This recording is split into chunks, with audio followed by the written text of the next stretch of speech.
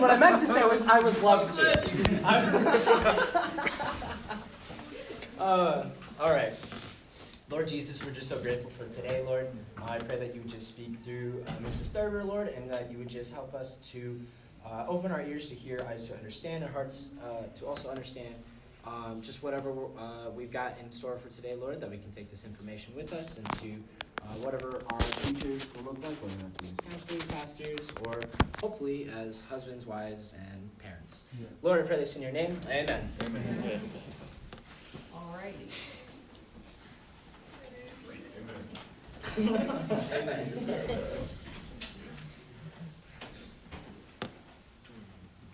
I learned a new word. It's euphemism. Oh. So there's no need to cuss anymore. Because euphemism is the absence of a word. Bad word. It gets stressful. I can't even go there because there's too much going on in my head. If I visit there, I'll get distracted. All right. Okay, we're going to finish history, we're going to do some statistics, and then we're going to start dating. And we're going to finally find a girl for Mr. Dillon. Yeah. I think at the beginning of the year, I told you if I'm a super desperate, like super senior, then we can talk. Oh, so there's limits on what There is. There's talk. boundaries. We're not allowed to talk. All right, so if you fall asleep in class ever, it's totally up for discussion amongst us. Oh, boy. Oh. Oh, man. So I know not to skip this one. So stay awake. Keep alert. Ooh, boy. That's dangerous. I'm going to tell you class is canceled one day just so we can talk about it. You don't show up, man. That's evil. I just like to watch you fidget when I say the word. That's like twice as evil with Trevor. Okay, we were looking, last time we pulled up that picture of Rosie the Riveter, so that's where we left off. I'll take it next. All right. Okay, so we're going to look at some statistics in a minute. Where did I put the glasses? Here they are. All right, so we're looking at World War II now. We had Rosie the Riveter, who was the lady that represents the women that go into the workforce to replace the men that go overseas to work. All right, so during this war, we have a higher divorce rate. So people are getting divorced. So maybe they get separated for a long time, come back, don't stick it out. There's latchkey children, all right? So while Rosie's out working, kids are just roaming, all right? Because there's no one there to really watch and keep track of them. So there's a time of high juvenile delinquency and unwed pregnancies. So we see ticks up in that area. All right, following World War II, marriages abound. So it's kind of the story of when I get back, we're going to get together and get married. All right, so they're waiting. So then there's a big jump in around 1945, 46. All right, so then this leads to the baby boom generation. All right, which would be, would these be your grandparents? All right, so it would be my parents, your grandparents. All right, so there's a high divorce rate from marriages that dissolved during the war. So there's high divorce and also high marriages. All right, so we're going to look at some of these statistics. All right, I got to pull up the book now. All right, here we go. All right. All right, so we have the U.S. marriage and divorce rate. So as you can see, 1940, we get that tick up during the war. It goes down after, then a large jump in 1946. So that would be right after the war. And then down and then up again. All right, we'll look at, let's see where it was at now. I wrote it down on this paper here. Hold on. All right, the U.S. marriage divorce rate. No, I put it on the next page. We'll look at it in a little bit. All right, this chart. U.S. divorce rate per, this is actually supposed to say 1,000. That's a typo. So it's per 1,000. All right, so then you see 1900 just keeps ticking up, ticking up, ticking up. It gets to its peak in 1980, which is literally about the time when my parents got divorced. So everybody my age, it was becoming way more common for you to have a divorced parent. And then it slowly creeps down. All right, and we'll go over modern statistics in a little bit. All right, then this one, the median age of a first marriage. This is interesting. So we've got 1900, you've got the tan line on the bottom represents female. The green is the male, so men generally marry when they're older than women do. Women get married younger. So the average age starts out about 22 to 26. Then you see some real dips occur into the 1950s. All right, so this is the baby boom generation. So economically, things are going well. Socially, it's seen as like completely acceptable for women to be home. So they were in the workforce during the war. They're now home. This frees up the ability for them to be married, to have kids. So you have that earlier age going on. And then a steady rise. All right, keeps going up and up and up. And we'll look at the modern ones in a second. All right, next one. All right, so the 1950s characterizes the traditional family that you think of the mom. That's the stay-at-home mom. She's wearing the dress. The dad is wearing the tie. He might go to he has the tie on until he goes to bed at night. And he might have a traditional job, so he's the breadwinner. You have the family. It's prosperity time. So it's the first time that we get in American history where a house, a car, and having a TV was a big thing. All right, having this TV and having those things was seen as this is a great life. So parents wanted to give their children the advantages that they didn't get during the Depression and World War II. So they're highly, you could say, baby boomers were spoiled in a lot of ways. All right, so they were born in the 1950s. And then as they grow up, these become the kids from the 60s. All right, so that was my parents. All right, so the kids from the 60s are definitely the wild child of most generations. All right, so the 1960s. So my parents grew up in the 60s, and I guess what you could say about them is they basically, I remember my mom passed away 9 years ago now. But I remember her telling me that when she was growing up and going into high school, it was everybody experimented with drugs. It was like the thing to do. She had even done drugs with me while she was pregnant. Like, it was so common that every single person that she knew was involved in the drug scene, the alcohol scene. Rock and roll was a big thing. Woodstock. That when they have that get together with all the free love, free, who knows what else they're doing. So these are the really, it's a time of, I'm gonna find myself, and a lot of people feel like that generation became that way because they were given maybe a lot in the 1950s. They had a very prosperous sort of life, and maybe they were parented in a different way. But they started saying, we're going to do whatever we want whenever we want to do it. And it was very common for everybody to act that way. All right, so during this time, the economy starts getting worse, and then we have women, about 1/3 of women go back into the workforce. So they went out in the 50s, back in. All right, and then the divorce rates rise.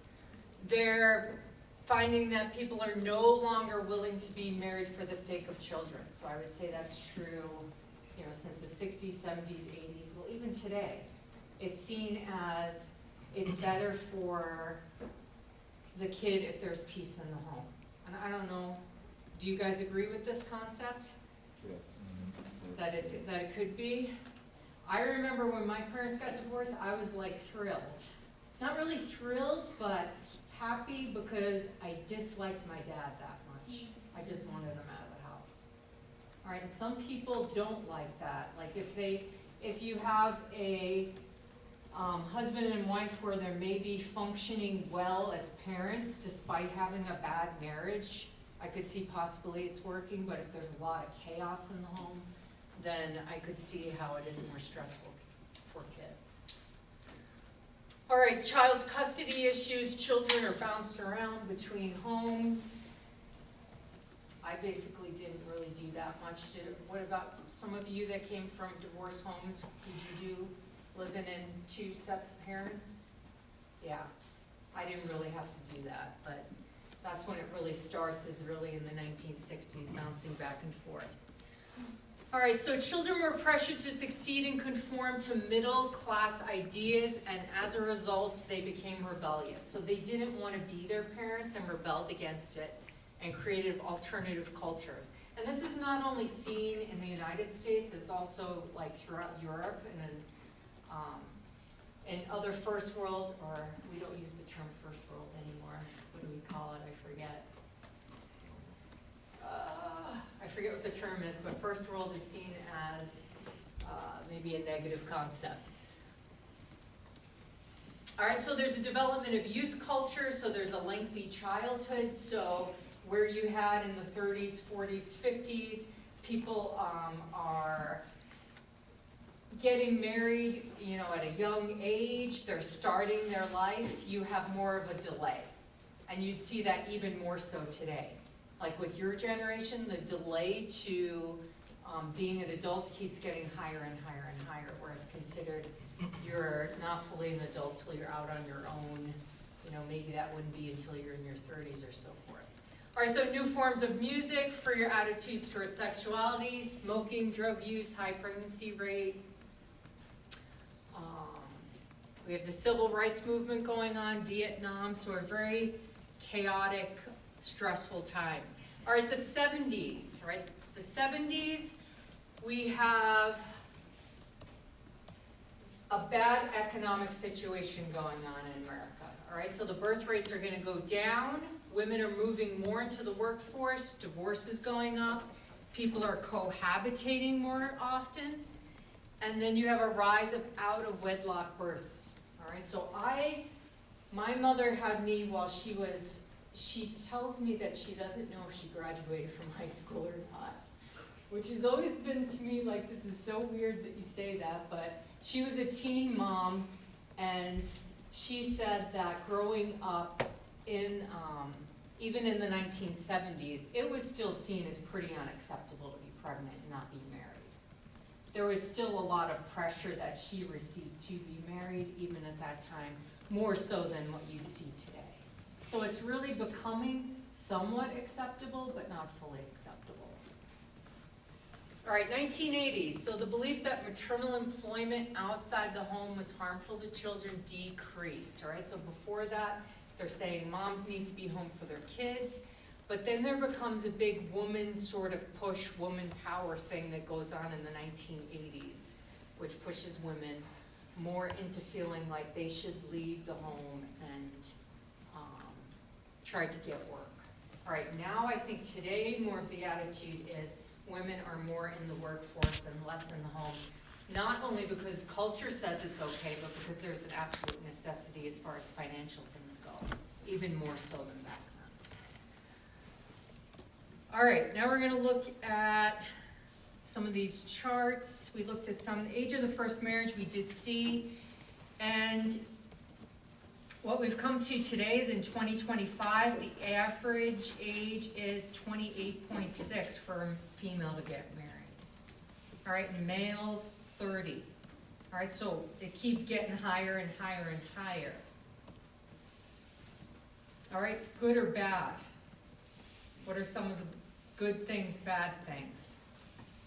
One of the good things about getting married later in life is it allows you to have more time for self-development and love. Okay, so if you need more time to grow as a person, it could be positive. Okay, Avalon, what do you think? Is this positives or negatives? Whatever you want to do. Just I whatever think you it's a say. little bit of the negative, because I think part of growing up is learning to balance new things like a marriage and having kids. So like when you're always waiting, I feel like some of these adults that get married at 28, like I could take care of a kid better than they Right. kind of thing.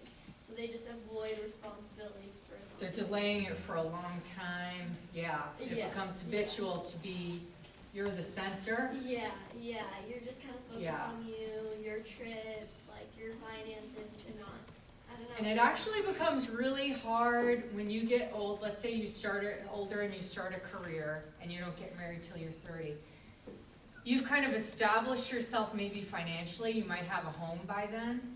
And then this home might be something that is maybe outside of your means once you decide to have kids, right? And you have to maybe leave the workforce and pay for it. So you kind of move up and then you move backwards, and people struggle with that. Sometimes it's easier to have less and you get a bit more over time than it is to go the opposite way and go backwards. All right, more thoughts on age of marriage going up. Yeah, similar to what Avalon said, there's just kind of like this aspect of like, you know, spending that last bit of like that developmental, like right before you know you're 25, your brain's fully developed, but like spending that time with like another person whom you do plan on spending the rest of your life with. I mean, there's just, I mean, you can look at a lot of studies, like they show that's just really good for you, and so being able to spend that time learning how to live with another person, of, you know, opposite sex, and spending the rest of your life with that kind of person, I do think there is a lot of value to that. Okay. So, So getting married later in life also, I think that this trend is more common because freer attitudes towards sexuality and premarital sex. I mean, obviously, if that is not a barrier, then people are getting married later. One huge negative that I see is fertility rates. Okay, the later you get married, and then even after you get married, you want time to adjust, then by then, oh my gosh, why can't I have a kid? Because your biological clock has been going. So, you know, that's a concern too. Any other thoughts? Yeah. I think it really just depends on like one, the generation when this rate is taken, and then like just the person, because like Avalon said, she like if we see people getting married at 28 and then like let's say like their marriage lasts longer but they don't have any kids, but like they do have children, sometimes a younger parent can do better than they can, and I think that just depends because let's say like I have a child and I'm married and stuff and I don't have a good paying job, and then like that marriage and that parenting goes downhill. But then like let's say if Jen does the exact same thing but she's a little bit younger than me and got married younger than I did, but she Right. does fine. I think it really just depends on the person. Yeah, okay. All right, so it's just something to keep in mind, because in general, Christians get married a bit younger because of probably the views towards premarital sex is a big deal. All right, maybe having a different worldview overall, where we're less probably focused on career as we are probably choosing to do the will of God in our lives. And so that's another thing to consider. So if you are getting married younger, you are outside of the cultural norm at this point. All right, so it could be seen as unacceptable. Whereas if you grew up in the 1950s being married younger, it would be considered normal. And if someone were 28 to 30, you'd be like, they'd be calling you, you know, I don't know what they'd call you. An old maid, certainly. What do they call old men that don't get married? Nothing. Eligible bachelor. Eligible bachelors, I guess. All right, birth rate thing. All right, did we look at the birth rate chart? Let's pull it up. All right, that's number 3.4.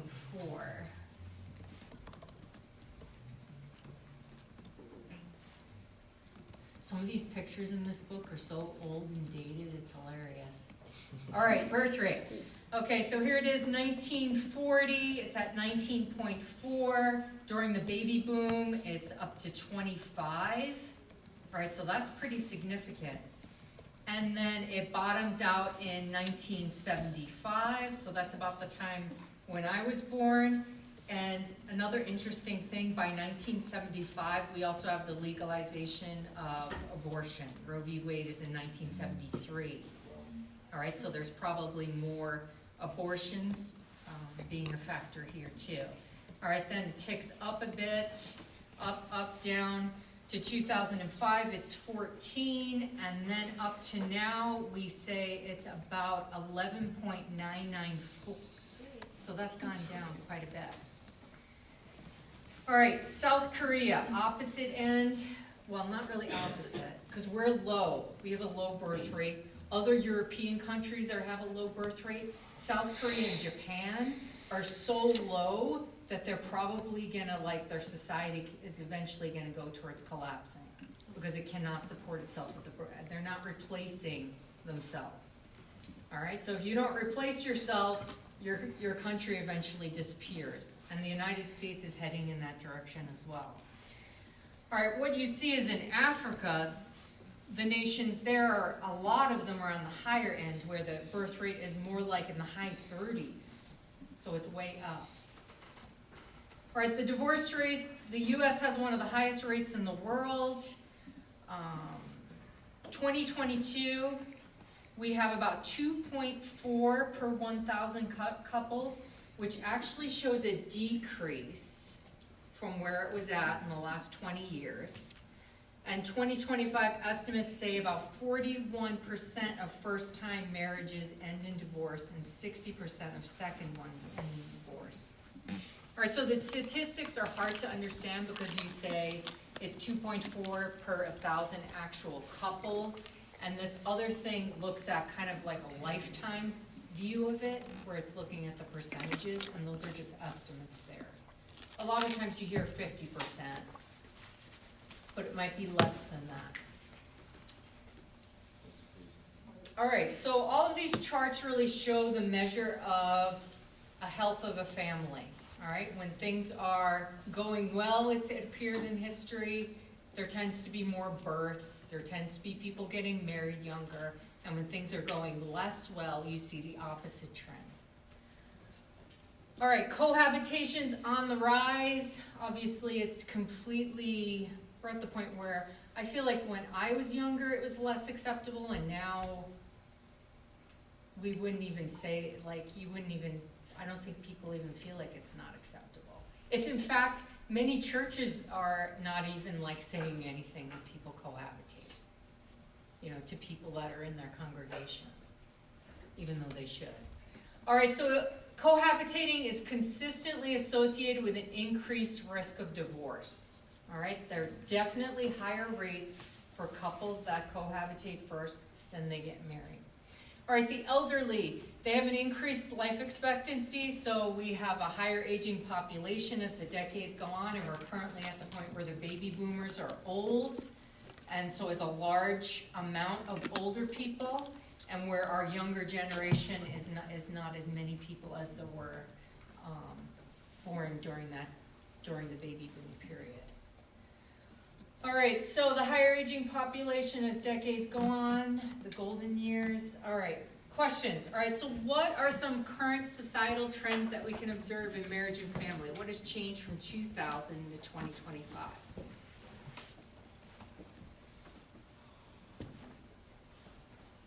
Okay. Maybe like premarital sex is more. Okay, definitely more accepted. Yes, okay. In a sense, hookup culture is kind of starting to go away now with new laws being passed and with abortion being challenged. So now we're seeing a change in our social norms on acceptance of abortion and acceptance of hookup culture. Okay.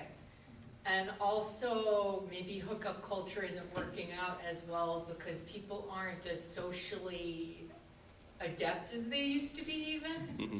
Because they are used to spending more time alone, more time online, not as good as social skills potentially as there were 25 years ago. All right, what else? I would say just like what the overall family looks like has changed a lot.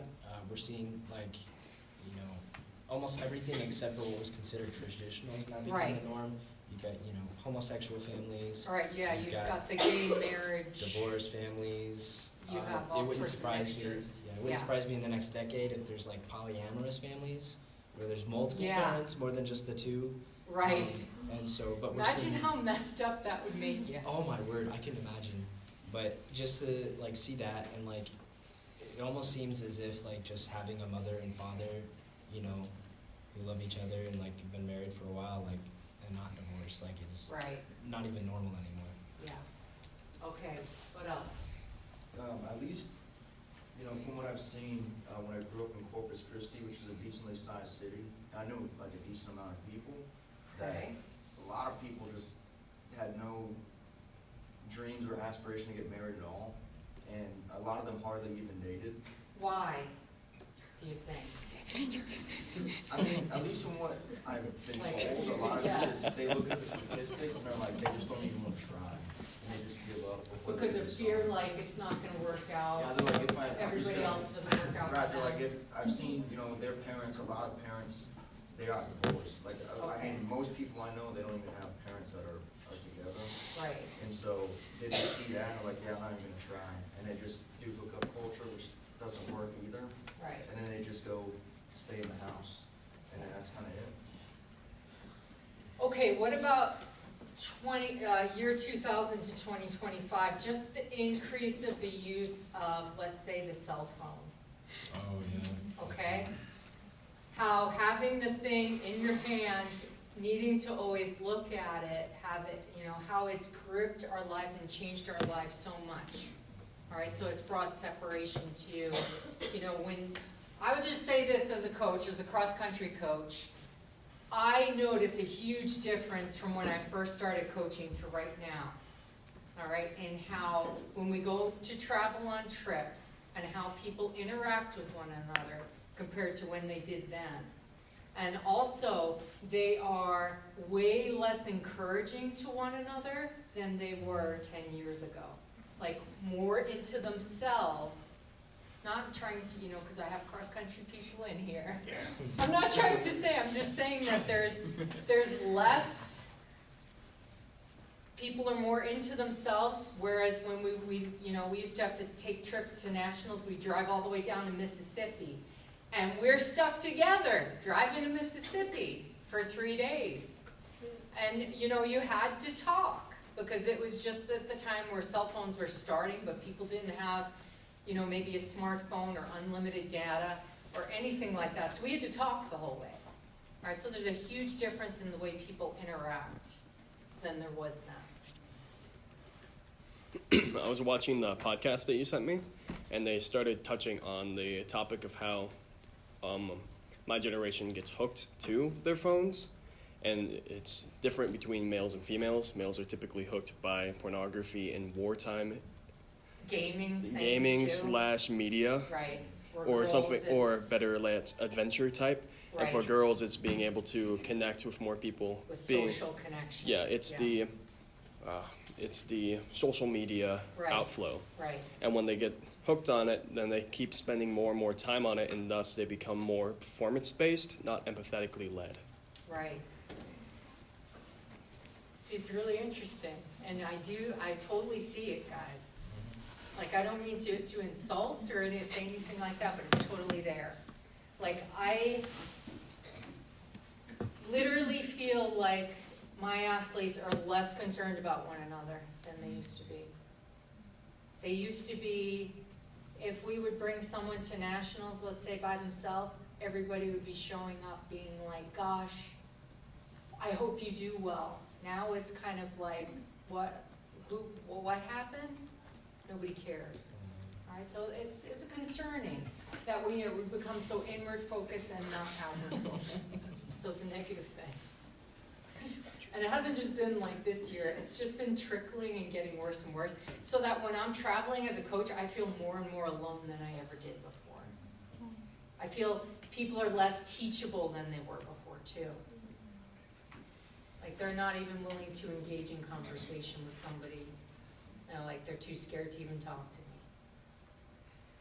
All right, so how can churches and individual Christians use current societal trends to maximize our influence for Jesus? So what can we do about some things that we see in culture?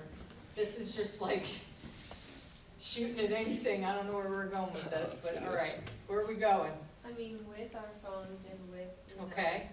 internet, our reach or the places that see, like, marketing would be a lot easier.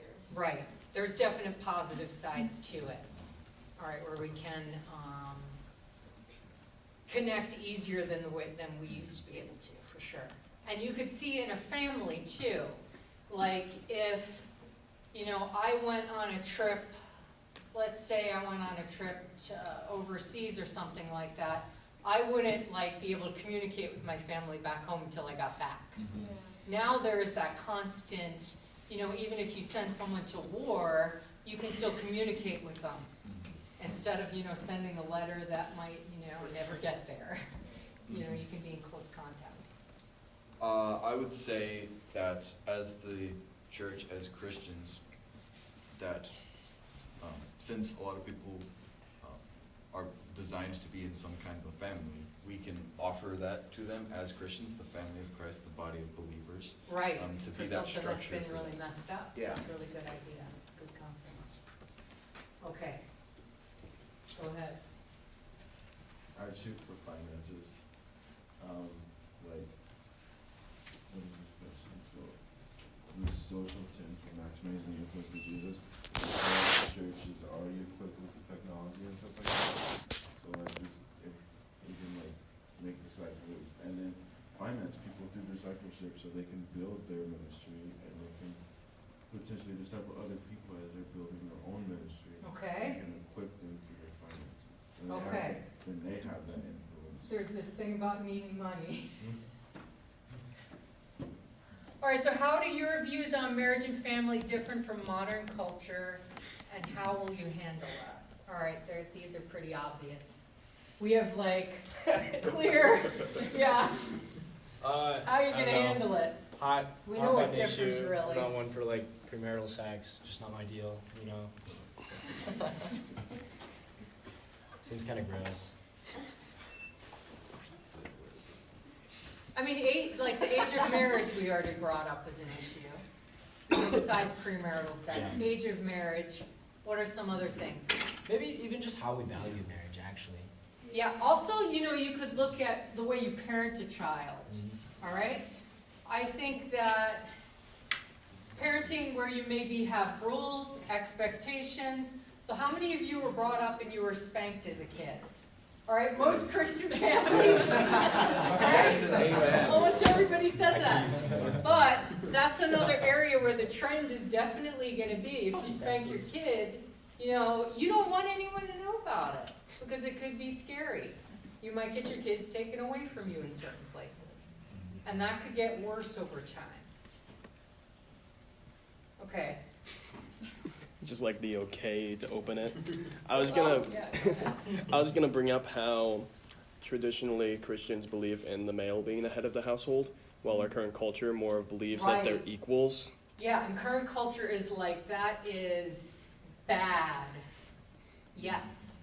To the point even where in Christian culture, even me saying that and even telling me that to you guys, generally the students here are very conservative in their views, and they do agree with that concept. But a lot of other Christians, no way. They don't agree with it at all. So that's another one. All right, think about possible ways cultures influence your views on marriage and family in a negative way. Are your views biblical? So maybe this would be something that you think might be twisted in your mind that you're starting to realize is not right. Anybody think of anything in that area? I think the first thing that comes to mind is the whole feminist movement. Okay. I think it's really hard to see like how the world views women and then to apply it to your own life and like know what God calls you to be as a woman of God. But then to see like how the world's like, women are so empowered, be a woman. But like, you know, it's, I don't know, there's like a fine line between the two, and I think it's often crossed on, like, it's such a fine line. Right. And I think as, like, godly women, I think sometimes it's hard to find that line, find that balance, and to not cross over into being, like, a worldly feminist. Right, where you're demanding hating on men versus like allowing to accept like what God called us to be as the like counterpart. In general, what I see is actually the men in our culture now are the ones that are being discriminated against. Yeah. To be a white male is the epitome of the wrongest thing to be. Yeah. All right, so that's really where the discrimination is, where you have to be embarrassed that you were born white, that you were born maybe into some sort of privilege, and that it's wrong that you're male. And so that's the hard spot right now. Even though no one will admit that, they'll still say it is, other people. Well, my family and my immediate family never actually got married. Like, Okay. they've been two partners cohabiting for all of my life. So my view is that marriage is not all that important. It's just the commitment that you have to have, which is skewed from biblical terms. Right. But being raised that my mom was single, got married, got divorced, marriage to me seemed bad, while these people who just cohabited stayed together all my life. Okay, so you saw a positive example of a relationship, right? Yeah. But without, okay, that's interesting. So your life experience really dictated a thought, and then you see what the Bible has to say, and then you're like, oh, how does this make sense now? Okay, good. Do you feel like you got a good grasp on it now? Oh, yeah. Okay. I wouldn't be engaged right now. Oh, I didn't know you were engaged. Yeah, I am. Oh, congratulations. Is this the first announcement, or does No. I've had people come up to me yeah. and ask if you broke up. Oh, That's wild. I'm like, I don't know, so I'm glad to hear you're engaged. Yeah. That's awesome. All right, what Literally are the some opposite. ways families have improved in our current time period? So some positive things about families now. Yeah. I mean, there's like couples therapy now, and so like, Okay, it's People who can- super acceptable to go to couples you can, therapy. yeah, go to couples therapy. They Yeah. actually like help teach you how to be a good couple and how to be good role models for Right. kids, and so you have that resource now for Right. parents, especially if they're close to getting a divorce, but they want to try to make it last. They can have that. I think generally, it's more acceptable within culture for people to be maybe more emotionally healthy than they used to be, to learn how to be better communicators. It's, way more acceptable and taught. I would say that families communicate more, like especially with smartphones, you can text and call each other now, you don't have to go to pay phones and like, oh man, you only got like a little bit to call your mom and call, like they can call a lot more. So I guess they're just a little more connected that way, but with social media, you don't really know if it's like real or not. Yeah. Yeah, when my husband and I were engaged the entire time we were not together. Meaning physically not together. I was in college, he was a youth pastor at the time.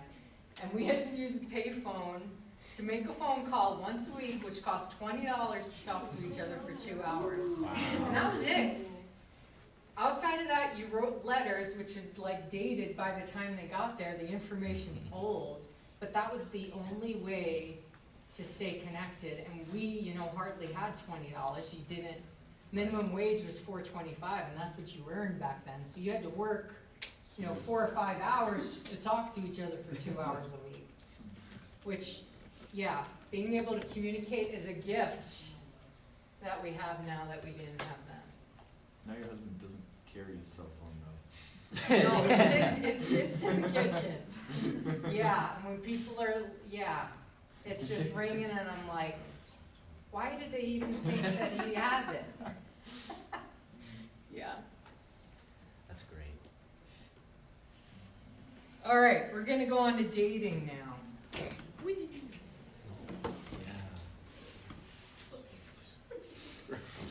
All right, first of all, how many people are willing to admit that they are dating somebody? All right, You're so married, bro. she's married, yeah. Okay, so some people are, because some people don't, I found at Trinity, they're not even willing to admit it. Really? Yeah, sometimes they're choosing. That's true. We're going to talk about it. All right, dating. All right. First thing we're going to look at is the history of dating, and that dating means different things to different people in different cultures, different times. And within Trinity, it's even different than, outside of Trinity. Because it's got its own unique thing.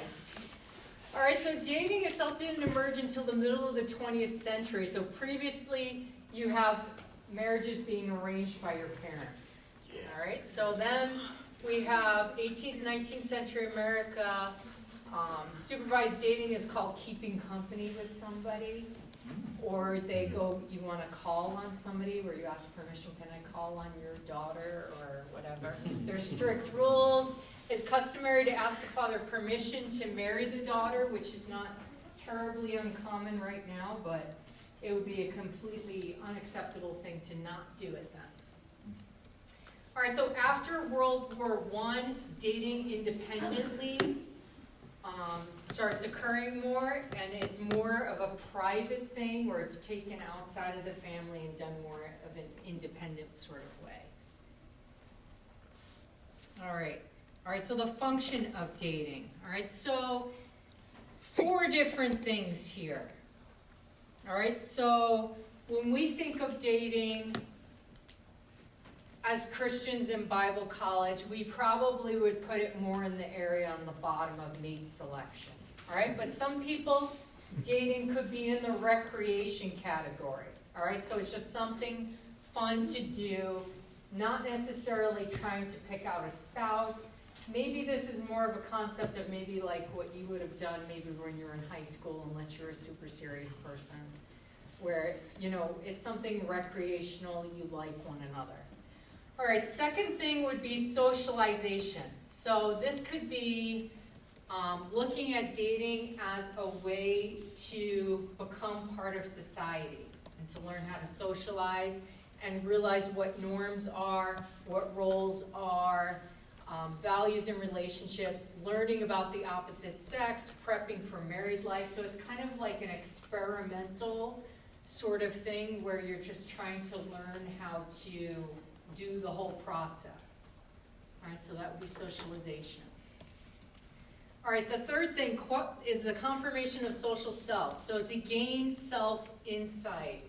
So on a date, a man and a woman sees themselves through one another's eyes, and they can adjust their behavior accordingly. All right, so this is interesting. If they see approval, they'll continue to do what they're doing. If they see confusion, they might adjust their behavior to win approval. And so when dating, she is trying to be the kind of woman she thinks he would like. All right, so a confirmation of social self. So basically, the pitfall here is basically we do this, guys. We might not want to do this, but we do it. All right, so you date another person and you start to realize, oh, they like this thing about me. So you try to highlight or act in ways that make them happy. All right, and then when you sense disapproval from the other person, you try to act in a way that, would the opposite. All right, so what are some of the pitfalls to this mentality? And how can individuals learn to be themselves while dating? All right, the pitfalls. Pretty obvious. All right, what could they be? I think sometimes that might be, like, that kind of behavior might be obvious, and so, like, a certain type of person would, like, choose to date you because of that. Like, someone, I don't know, someone not good for you. Okay. I think that mentality, whether you like it or not, opens you up to be more easily manipulated or abused in a relationship. Yeah, if you're not yourself. Okay, we still want to be the best version of ourselves. So it's not like we're putting our worst foot forward, but we have to be comfortable with, if somebody doesn't like you for a lot of who you are, So and you what? start realizing you start being someone else, that's a problem.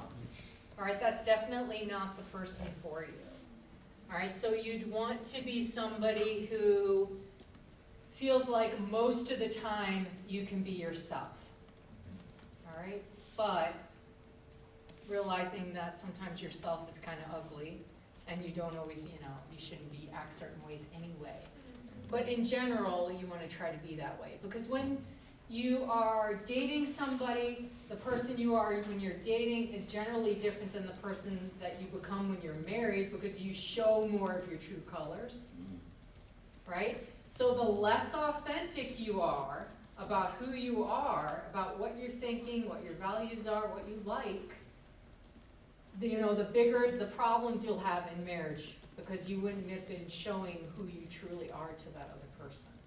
All right, so it's important as you date somebody, it's not always safe to show everything about yourself to somebody, all right, while you're dating. All right, so as the relationship becomes more serious, you become more intimately connected, where you show more of yourself. And to the time when you're engaged, you would be even more open and honest about things that you hadn't talked about beforehand. And really trying to say, this is who I am, good or bad. Maybe I have to be better, maybe not. All right, so mate selection. So that would be about you're choosing to actually go out and date for the thought of, I want to marry somebody. All right, so that's basically the way we would look at it. Not that we don't do these other things, but they're kind of levels of it's levels of being more serious in the dating world. All right, so the meaning of dating today. So could be casual or committed. All right, so within society, it can be something that's a casual thing or a committed thing, whatever it might be. When I was in college, so I was in college in the early 1990s, and on our cross-country team, our coach decided to tell us that, he said, I think that you guys, should take a different approach to dating than what is the norm throughout campus. So instead of being so serious and saying, I want to date this person for choosing them to be my forever mate, he encouraged us to date people in a more casual way. So in the 1950s, it would have been completely acceptable for you to date multiple people at a time. And what they mean by dating is probably different than what we'd understand. So by dating, it would be, you're going out on a actual date, you're going out to eat or something like that, and then it would be seen as acceptable to go out with some other person the week after. All right, so this was not like a view of something that's a strong commitment. All right, so then they would use different terms. It was terms like, we're going steady. All right, so then that would push other people away. So our coach had encouraged us to do this dating sort of concept, which was a failed concept, because my now-to-be husband had asked 2 of us out on dates at the same time. All right? So I have this friend, and we're both in the dorm, and I'm like, he asked me out, and she's like, he asked me out. And we're like, what are we going to do with this? And then she's like, you know what, you just have them. And I was like, okay.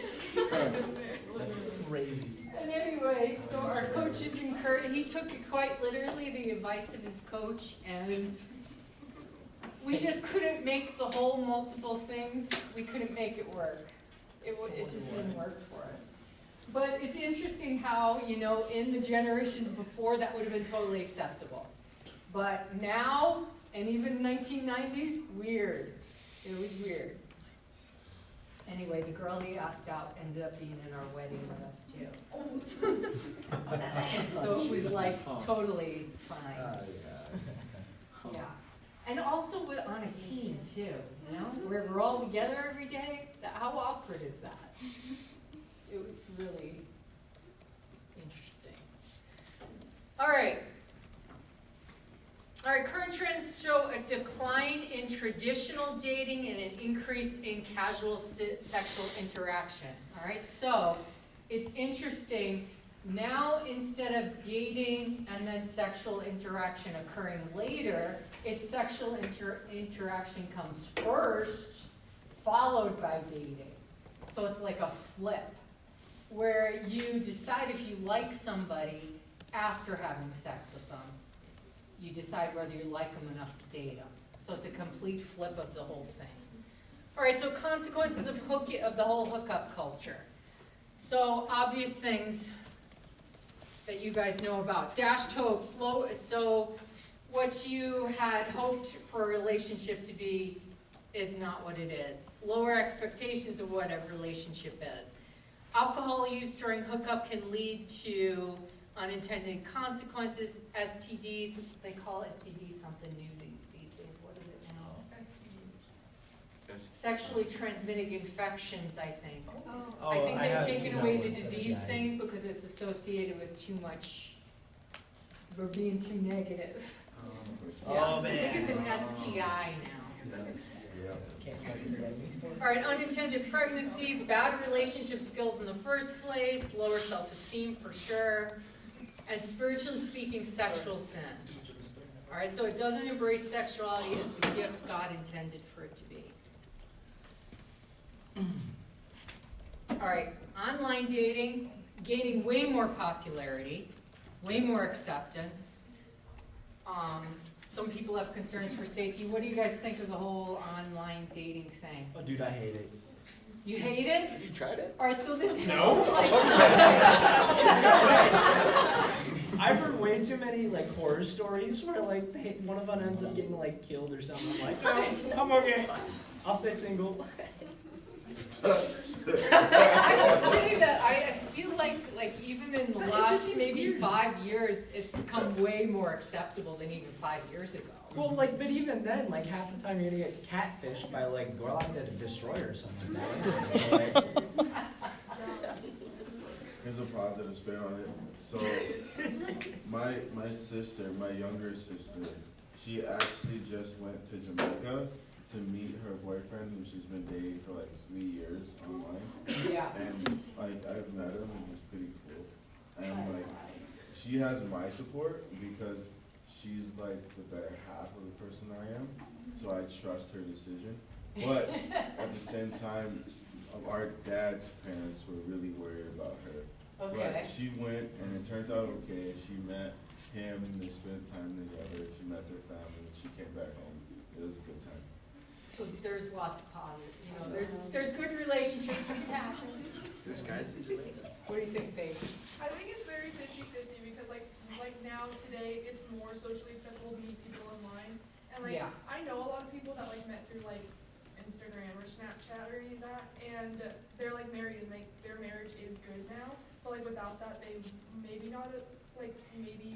would not have met. But then like there's also like a 50-50, you know, like you have to use it responsibly, and I feel like that goes into like parenting and stuff because you don't know what your child's looking Right. up online or like who they're talking to, and then like you get into the risk of like your child being catfished or like meeting up with people you don't know about, and like that's kind of dangerous. So I guess it's very 50-50. I think think about it, like if you're dating someone online, the relationship is probably going to be slower than if you were in person. And that you have probably less time spent together. So it could take longer to really get to know one another. I think that it's so much easier to not be authentic and just hide a lot of things about yourself. This is true. And pass in family through that. We put our best foot forward on social media. We don't talk about how we face planted on the ice walking down the road. Or anything like that. Not that I ever do that. No. All right, premarital sex. Okay, this area, we would say, we know that sex outside of marriage is wrong. This isn't really the debate or the issue that's a problem. All right, so one thing that I think is a problem is not how we understand our views towards premarital sex, but understanding our views towards healthy biblical sexuality in general. All right, so the main point being is that God created human beings as sexual creatures, and that this is a good thing. All right, so I think that in Christian culture, we have this view of before you're married, sex is bad. After you're married, sex is good. All right, so then when you get married, there is maybe a difficult transition for some people of going from this was bad, this is good. So I feel like Christians kind of teach that as far as people who are unmarried, you keep your sexuality tucked away in this closet and you try to keep the door shut and it's trying to fall out on you, but you're trying to keep it shut, and yeah, you gotta just ignore it until the wedding. But I think that the important thing to have is really the proper view of the fact that God says that you are a sexual being, that sexual desire in and of itself is not wrong. Okay? It's not equated with lust. All right? So finding someone sexually attractive, finding certain body parts of certain people that, as long as this is male to female, it's the right direction. Right direction. All right? This is a normal thing. Okay? Men like women with curves on them. Did I say it the right way? Yeah, no, you summed it up pretty well. Yeah. And then you could say, like women, I don't know, they like maybe a strong guy, although, I'm into the runner type. So not all women would say the same thing. But there's generally, like, when women try to pick out photos of what a good-looking guy is, it's frequently guys with strong jaw lines. Whether you would admit it or not, there's just something about a strong jawline. They like suits. All right, so I would say that when you think about this, this always gets awkward.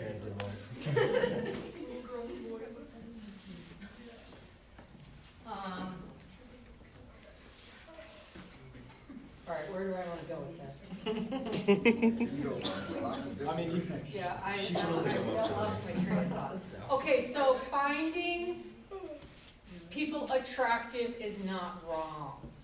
All right, wanting to have sex with somebody that you are attracted to is not wrong.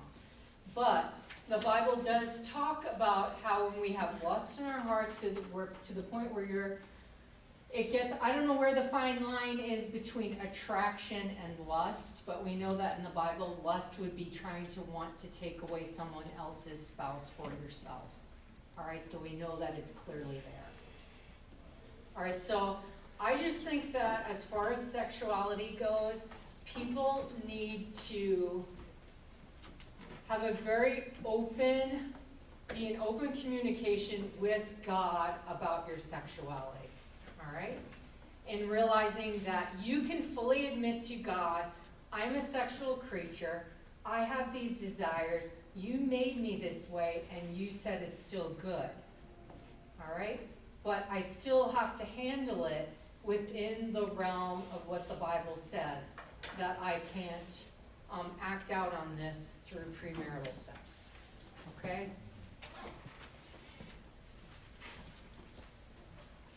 I don't know, I'm going in so many directions with this. All right, so when you get married, I think that the transition from see it as something that's positive can be a difficult one. All right, particularly if you have a negative view towards sexuality in the first place, and also if you have a sexual history that's negative, or if it's something that you have a lot of areas where you have sin involved, where you have sexual abuse, sexual assault, all of those things that make it more complicated. All right, so I think that if it's an area in your life where you have to deal with it being messed up, where either sin or the sin of somebody else upon you has messed it up. It has to be healed in your life in order to have a good sexual relationship with your spouse when you're older. All right, you have to have a good view of seeing yourself as a sexual creature before God in a biblical way before you can really do well when you're married with it. Does that make sense? All right, so I think that if you try to have an open relationship with God about it, it's very helpful. How many of you people would admit that when you, in your relationship with God, you're a person that easily accepts the love of God? Like some people, you just find it really easy to accept the love of God, and then there are those that are like, man, it's hard for me to really feel loved even though I'm, a sinner in general. Anybody feel that way? Who are the people that say it's easy for me to feel God's love? And who would say it's hard? All right, so it's like half-half. All right, so some people are like that. All right, so if God's gifted you with the ability for it to be easy to feel the love of God, that's a great thing. All right, so you want to be able to experience God's love, but at the same time walk in freedom, all right, in your life, and walk away from sin when need be. But if you're somebody that you're always like, God is just ready to pound on my head, then that, can be harder in this area of sexuality, I could say, to feel less free. All right? So I just feel like you have to try to work that out with God as best you can. Yeah. So for sexual creatures, what if you don't feel attraction much? Okay, like an asexual sort of situation? Yeah. I would say that falls outside of the normal realm of when God created men and women, it's a normal thing. All right, but sin comes into the world, and sometimes things get broken, and sometimes there's varying degrees of sexual desire. Some that would be, it's hyper high, and sometimes hyper low, because we're not all perfect and we're not all made really the same. So it's not necessarily always due to brokenness, but maybe just differences. So do I think that it's wrong? No, I don't think it's wrong. I wouldn't say that. I wouldn't say from a moral or biblical standpoint that having the absence of sexual desire or a low sexual desire would be something that's morally wrong. Does that make sense? Kind of. Do you have any further questions? Okay. Does anybody have any other ideas about that? Doesn't it say somewhere in the Bible that some are called to be Right, could be related to singleness, so 1 Corinthians 7. Certainly, if there's low sexual desire, there's low drive to be married. So it does make it easier, yeah. I mean, didn't Right, Paul could, write, like, yeah, maybe we could be seeing a biological difference as a gift, possibly. I don't know. and didn't Paul say something like, if you can, it's better to not marry, or for some Right, reason he in said 1 that? Corinthians 7, Okay. right, yeah. So in praise of singleness. But the norm would be, for the propagation of species, more people desire to get married. And if you think about it, if God didn't give you sexual desire, nobody's getting married. All right, so it's a God-given thing that's biologically driven. That makes sense. All right, so if you don't have that desire, you're not going to try to seek out a spouse. All right. I think you shouldn't beat yourself up about it. Like if you have like a low sexual desire, I mean like that's personal to you. And I mean like if you have a high one, that's also personal to you. But And how would you even know, really? right, exactly. So I wouldn't beat yourself up about it. Like because I have a low sexual desire, I'm gonna be single for the rest of my life. And like maybe that is the case, but you don't know that as of right now. Like nobody has realistically their life figured out like that. So I wouldn't beat yourself up about it. Like there's something wrong with me. And I know that's not what either of you are saying. I'm just saying I just wouldn't beat yourself up about it. That concept, I actually have had a lot of people say to me, actually. I would say. More people say that they want to be married, but I've had quite a few people say that to me specifically, that they have felt not much sexual attraction and have desired to not get married as a result. So it's not that uncommon. All right, any other thoughts? Prayer. Attended prayer. Just ask God to open your eyes. That's something like, because God can do anything. Right. God can bring freedom in the area of sexuality in your life unlike anybody can. Yeah. All right? Yeah. So even if it's super complicated for you, that doesn't mean that you can't find freedom. I don't know what that looks like, but you can find freedom in that area because just that's the way God is. Yeah. All right, so be real in your faith. All right, be someone that's authentic.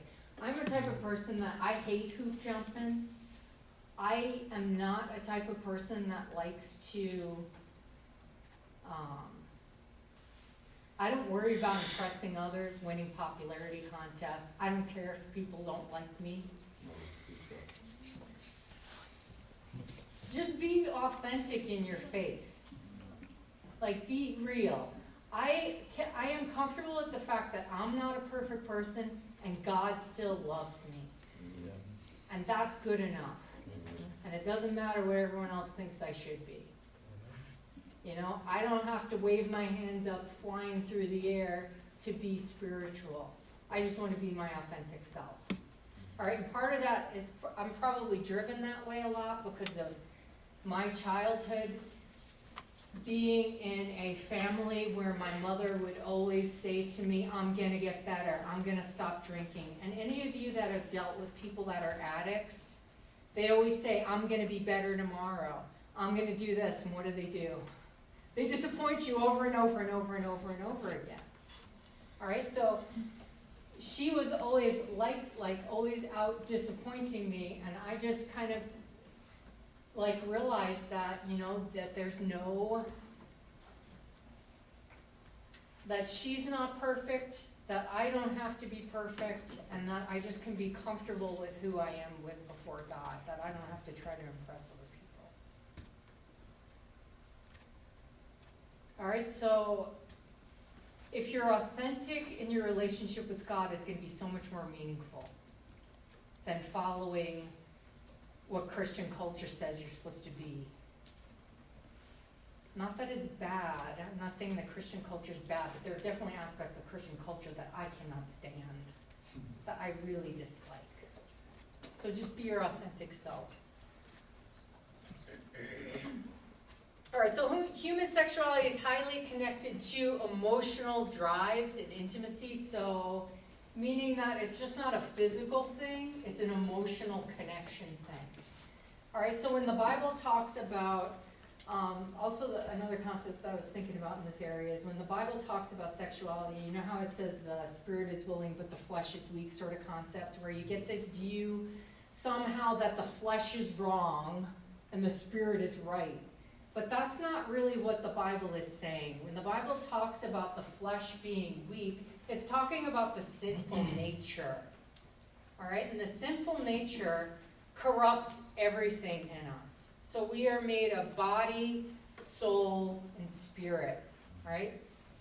We're three different things. Well, 3 in 1, you could say. All right? So body, soul, and spirit. The sinful nature corrupts body, soul, and spirit. All right? When God saves us and He redeems us and we go to be with Him, we'll be made completely new in body, soul, and spirit. We get a new body. Our spirit's renewed. Our soul becomes fully healed. All right, so when you think about sexuality, don't think of as flesh evil, spirit good. Don't be a dualist. All right, that's not like body evil and everything in my body and everything that goes on with it is wrong. That's not the way to look at it. It's more of looking at it as sin, which corrupts every part of me, body, soul, and spirit, It's corrupted my body, it's corrupted my mind, it's corrupted my spirit to the point that I deserve eternal damnation. All right, all of those things are corrupted, and Christ redeems all of the parts of us. All right, just not one area, just not one part, but everything. All right, so I think that having that view is important, because we have tendency as Christians to be kind of like monastic monks would be, where you beat yourself to be more holy. You know, that sort of concept of, I gotta punish myself to be spiritual, where it's a physical sort of the body evil, the spirit good. But you have to think about redemption as being all parts of you. And realize that when you think about yourself being body, soul, spirit, not one thing is independent of one another, too. If you think about how you feel physically, let's say you have a headache because you're dehydrated. All right, you get this headache, then you start feeling like, I don't know, you get into some emotional downward spiral and you're like moody, in a bad mood about it. So it's connected to your physical, to the way you feel in your soul, to maybe to the point in your spirit where you start sinning against everybody, being mad at them or something like that. I mean, not the best example, but what I'm saying is that the body, the soul, the spirit are not even separate. They're really way more connected than we realize. Your physical body is connected to your soul, to your spirit. And it has a huge effect. So how you take care of your body matters spiritually. It matters to your soul. How you take care of your spirit matters to your mind and how you think and how your body acts. They're all connected to each other. And Christ redeems them all. All right, should we stop there? All right, we'll stop there.